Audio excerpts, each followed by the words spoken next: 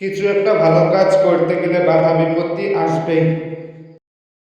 সেই জন্য কখনোই নিজেকে দুর্বল বলে ভেবো না, আর অন্যের কথায় ডিমোটিভেট হয়ে নিজের স্বপ্নটাকে ত্যাগ করো না।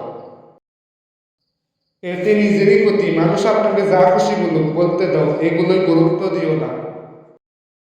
শুধু স্বপ্ন দেখলেই সেটা বাস্তবে পরিণত হয় না। বাস্তবে পরিণত করতে চাইলে তার জন্য অনেক বাধার সম্মুখীন হতে হয়।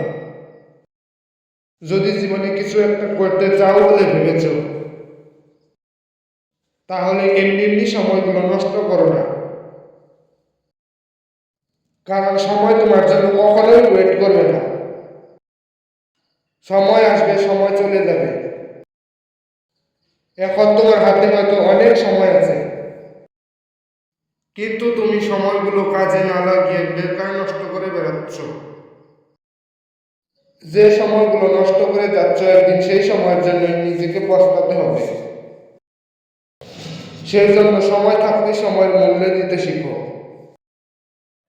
তোমার ভিতরে যদি ধৈর্য, সাহস, চেষ্টা, উৎসাহ, কঠোর কষ্ট করার ক্ষমতা, ইচ্ছে, কোনো কিছুতে ভয় না পাওয়ার ক্ষমতা,